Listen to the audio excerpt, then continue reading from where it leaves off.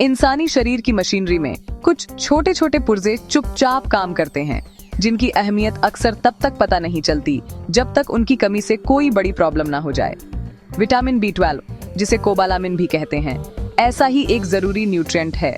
ये सिर्फ होना अच्छा है वाली चीज नहीं, बल्कि हमारी अच्छी सेहत के लिए एक बेसिक बिल्डिंग ब्लॉक है, जो उन प्रोसेस में बहुत बड़ा रोल निभाता है जो हमें एनर्जेटिक, तेज और हेल्दी रखते हैं। ये पानी में घुलने वाला विटामिन हमारे नर्वस सिस्टम के ठीक से काम करने के लिए बहुत जरूरी है। ये हमारी नसों के चारों ओर एक प्रोटेक्टिव लेयर की तरह काम करता है, जिससे ये तय होता है कि सिग्नल दिमाग से शरीर के बाकी हिस्सों तक सही से पहुंचे। इसके बिना ये जरूरी कम्युनिकेशन नेटवर्क गड़बड़ा सकता है, जिससे कई न्यूरोलॉजिकल इश्यू हो सकते हैं जो हमारी याददाश्त से लेकर हमारे मूड तक हर चीज पर असर डाल सकते हैं।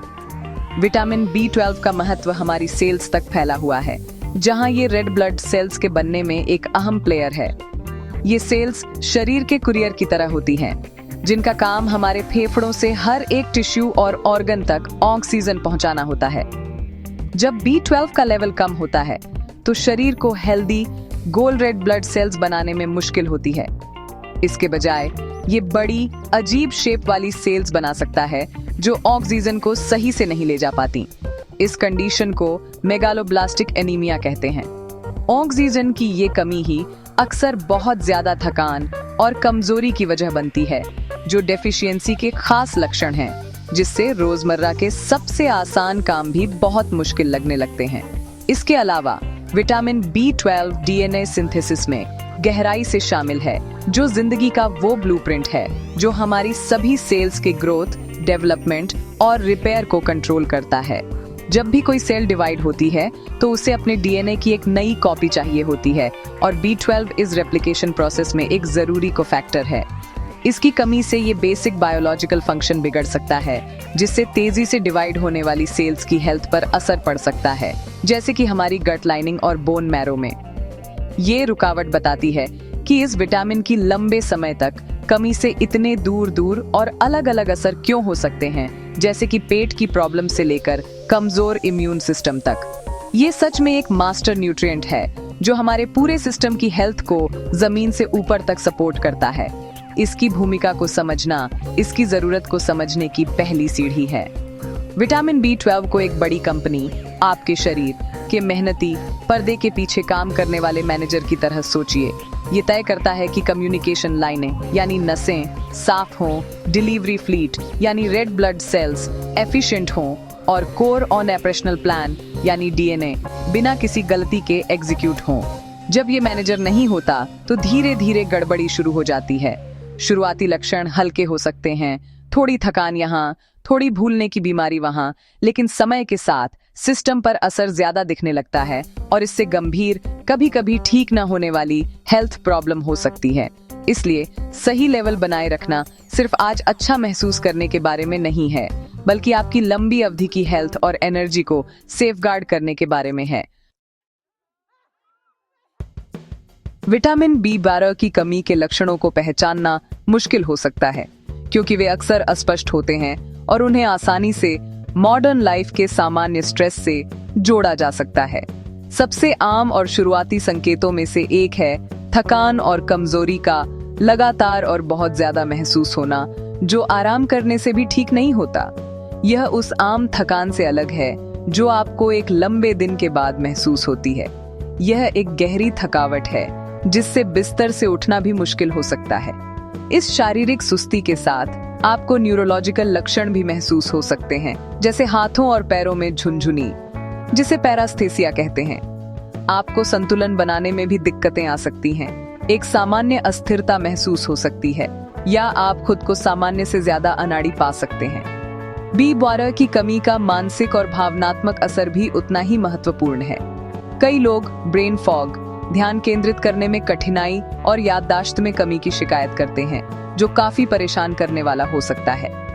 ऐसा लग सकता है जैसे आपका दिमाग गाढ़ी चीज में चल रहा हो, जिससे जटिल विचार और निर्णय लेना मुश्किल हो जाता है। मूड में बदलाव भी बहुत आम है। लोग चिड़चिड़ापन, चिंता या डिप्रेशन के लक्षणों में वृद्धि की रिपोर्ट करते हैं। ज्यादा गंभीर मामलों में भ्रम और डिमेंशिया जैसे लक्षण भी दिख सकते हैं, जो इस बात पर जोर देते हैं कि संज्ञानात्मक स्वास्थ्य के लिए यह विटामिन कितना जरूरी है। अन्य शारीरिक लक्षणों में एक दर्दनाक, लाल और सूजी हुई जीभ, जिसे ग्लोसिटिस कहते हैं, मुंह के छाले, पीली या पीलिया वाली त्वचा और यहाँ तक कि दृष्टि में गड़बड़ी भी शामिल हो सकती है। कई कारक इस जरूरी न्यूट्रिएंट की कमी का कारण बन सकते हैं और वे अक्सर अपर्याप्त सेवन या अवशोषण की समस्याओं से संबंधित होते हैं। एक प्राथमिक कारण आहार है। चूंकि विटामिन B12 स्वाभाविक रूप से लगभग विशेष रूप से पशु उत्पादों में पाया जाता है, इसलिए जो लोग सख्त शाकाहारी या वीगन आहार का पालन करते हैं, उन्हें अगर वे जानबूझकर सप्लीमेंट नहीं लेते या फोर्टिफाइड खाद्य पदार्थ नहीं खाते तो उन्हें काफी ज्यादा जोखिम होता है।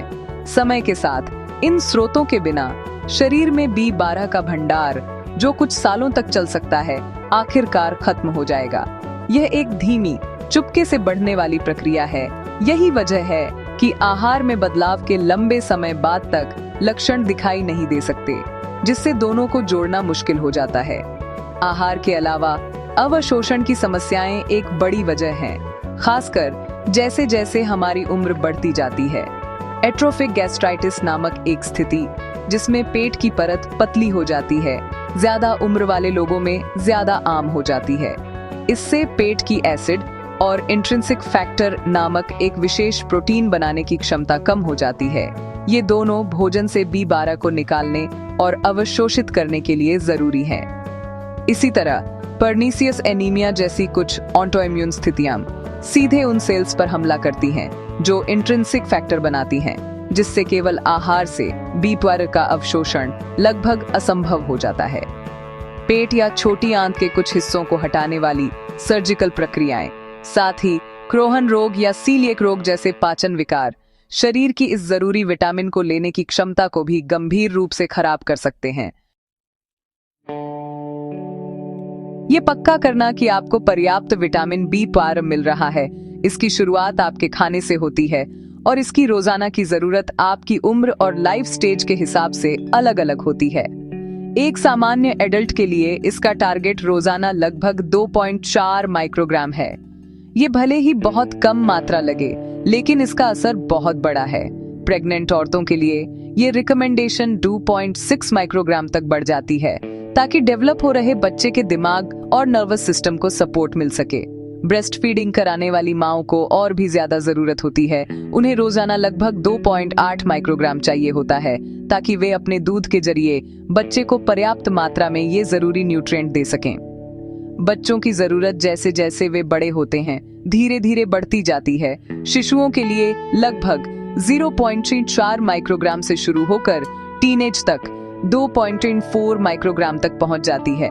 जो लोग एनिमल प्रोडक्ट खाते हैं, उनके लिए इन रोजाना की जरूरतों को पूरा करना आमतौर पर सीधा साधा होता है। सबसे अच्छे स्रोत अक्सर समुद्र और फार्म में मिलते हैं। ऑर्गन मीट, खासकर बीफ लिवर, B12 से बहुत भरपूर होता है, जिसमें एक ही सर्विंग में रोजाना की जरूरत से कई गुना ज्यादा होता है। क्लैम भी एक पावर हाउस स्रोत के रूप में इसके पीछे ही आती है। अन्य बेहतरीन विकल्पों में सैल्मन और टूना जैसी फैटी फिश शामिल हैं, जो न केवल B12 बल्कि फायदेमंद ओमेगा-3 फैटी एसिड भी देती हैं। रेड मीट जैसे कि बीफ और लैम्ब एक और भरोसेमंद स्रोत है। चिकन और टर्की जैसी पोल्ट्री, साथ ही अंडे और दूध, दही और चीज जैसे डेयरी प्रोडक्ट रोजाना की कुल मात्रा में वैल्यूएबल अमाउंट का योगदान करते हैं, जिससे ओमनिवोर के लिए हेल्दी लेवल बनाए रखना अपेक्षाकृत आसान हो जाता है। शाकाहारी और वीगन लोगों के लिए पर्याप्त B12 इंटेक का रास्ता ज्यादा सोच समझकर प्लान करने की जरूरत होती है, क्योंकि प्लांट बेस्ड फूड में स्वाभाविक रूप से ये विटामिन नहीं होता। इसका समाधान फोर्टिफाइड फूड और सप्लीमेंट में है। कई फूड मैन्युफैक्चरर अब इस बढ़ती आबादी को पूरा करने के लिए अपने प्रोडक्ट में B12 मिलाते हैं। फोर्टिफाइड ब्रेकफास्ट सीरियल, सोया, बादाम या ओट मिल्क जैसे प्लांट बेस्ड मिल्क और कुछ मीट सब्स्टिट्यूट देखें। न्यूट्रिशनल यीस्ट एक निष्क्रिय यीस्ट जिसमें चीजी, नटी फ्लेवर होता है, वीगन समुदाय में एक पसंदीदा है और अक्सर इसमें अच्छी मात्रा में B12 मिलाया जाता है। ये सुनिश्चित करने के लिए लेबल ध्यान से पढ़ना जरूरी है कि आप जो प्रोडक्ट चुन रहे हैं वह वाकई फोर्टिफाइड है और उसमें अच्छी मात्रा है। केवल फोर्टिफाइड फूड पर निर्भर रहना कभी कभी इनकंसिस्टेंट हो सकता है, क्योंकि B12 की मात्रा ब्रांड और यहाँ तक कि बैच के बीच भी अलग अलग हो सकती है।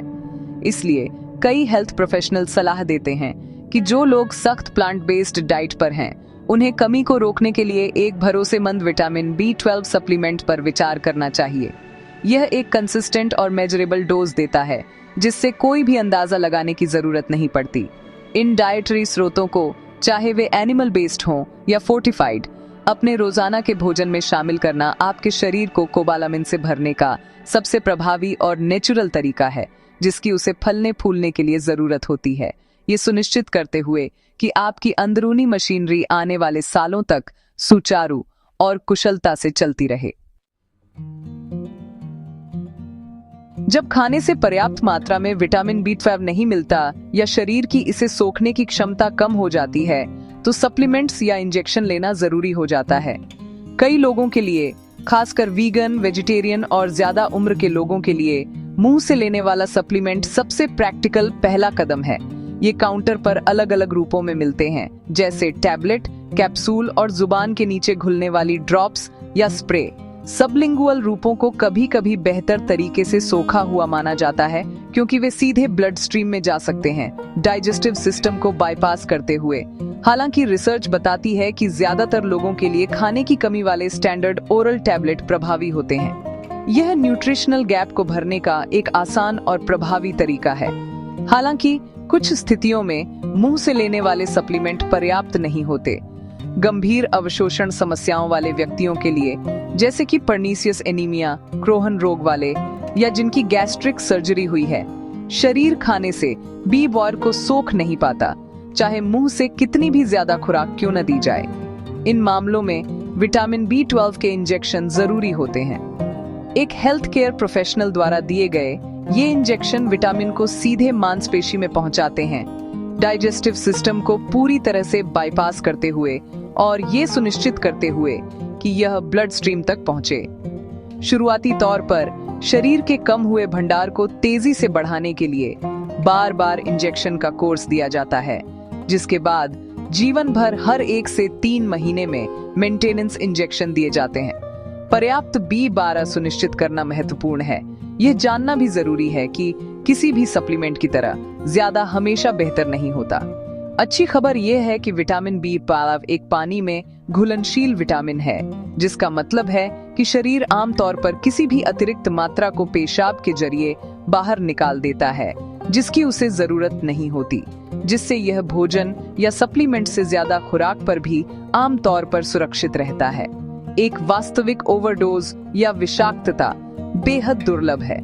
हालांकि बिना किसी डायग्नोस्ड कमी या मेडिकल कारण के अत्यधिक उच्च खुराक में सप्लीमेंट लेना रिकमेंड नहीं किया जाता है।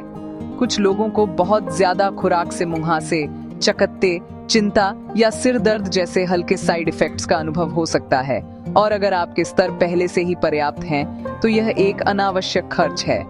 आखिरकार सही संतुलन बनाना ही कुंजी है। सबसे अच्छा तरीका B12 के नेचुरल या फोर्टिफाइड स्रोतों से भरपूर संतुलित आहार से शुरू होता है। यदि आप एक हाई रिस्क ग्रुप से संबंधित हैं या लक्षणों का अनुभव कर रहे हैं, तो अगला कदम अपने GP से सलाह लेना है। एक साधारण ब्लड टेस्ट से यह पुष्टि हो सकती है कि आपको कमी है या नहीं, और अंतर्निहित कारण की पहचान करने में मदद मिल सकती है। इन परिणामों के आधार पर आपका डॉक्टर सबसे उपयुक्त कार्रवाई की सलाह दे सकता है, चाहे वह आहार में बदलाव हो, मुंह से लेने वाले सप्लीमेंट हो या इंजेक्शन का कोर्स हो। यह सक्रिय और सूचित तरीका यह सुनिश्चित करता है कि आपको इस जरूरी विटामिन की सही मात्रा मिले, ताकि आपकी ऊर्जा बनी रहे, आपकी नसों की रक्षा हो और आपकी समग्र भलाई बनी रहे।